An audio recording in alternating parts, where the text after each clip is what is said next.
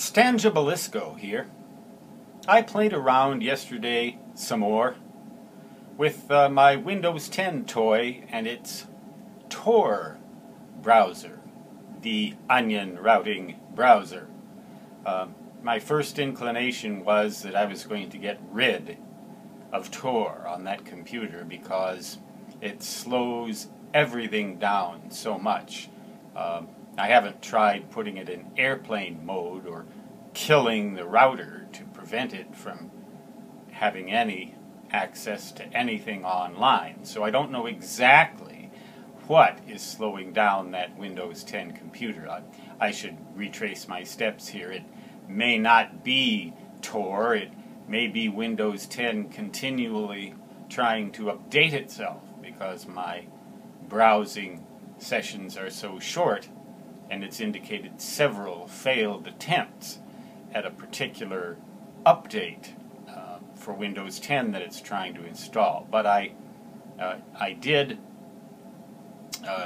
devote a couple or three hours to trying to get Windows 10 as up to date as possible yesterday, and there's one update that just repeatedly fails to install. And that's something, incidentally, that you should notice about Windows 10, or at least I have noticed about it. Maybe it's better now. Updates seem to fail quite frequently. So I suppose that makes it keep trying over and over again and could slow the whole internet browsing experience down, which is kind of defeats the purpose of having a high-speed, quote-unquote, internet connection. I get, under ideal circumstances on a computer unencumbered by other running programs and at the best hours of the day, something realistic download speeds somewhere around 50 megabits per second and upload speeds somewhere around 20 megabits per second. But in regards to the TOR browser and its search engine, it seems to have its own preferred search engine, and it's called DuckDuckGo.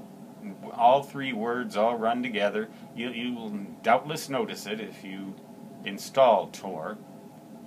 It has a duck logo and DuckDuckGo, and then it gives you a box to type something into. And I'll type, for example,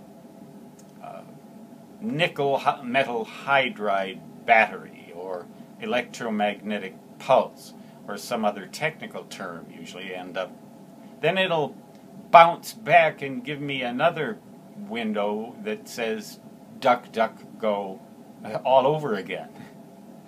So it seems it launches itself at me, and I write something in there, and it launches itself at me again. It says the browser that does not track you.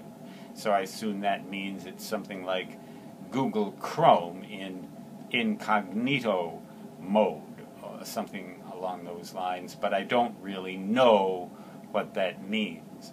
I keep thinking, though, of the thing as GoGo, reminiscent of the 1960s short-lived television program Hollywood a Go-Go.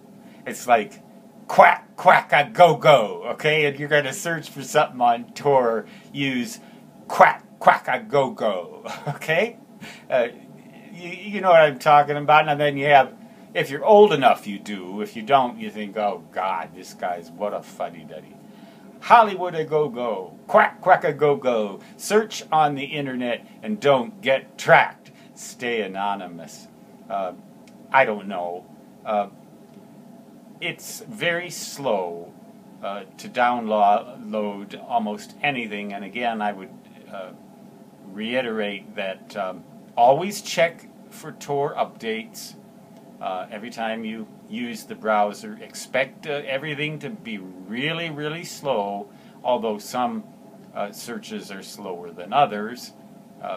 Don't expect to download videos or other streaming type long material, like if I want to listen to the Birds or the Mamas and the Papas or or Steven Wilson or any of those characters on my TOR enhanced computer, I can forget about it because it's just going to take forever, even a modest sized file, and it's liable to stop in midstream as it comes at me. TOR is not intended for entertainment purposes, except, in my case, for the sake of playing with it, just to see what it does. Experimentation, kind of like my little Windows 10 TOR laboratory back there behind that door with the baseball cap and a weird-looking little towel-like thing hanging from it. That is my TOR QuackQuack GoGo toy. But after downloading the updates to Windows 10, at least one of them came down successfully. The computer at least ran somewhat faster and forbade me from visiting various websites less often. I also ratcheted the security settings down to low because I'm not really serious about staying anonymous for any reason right now on the internet. So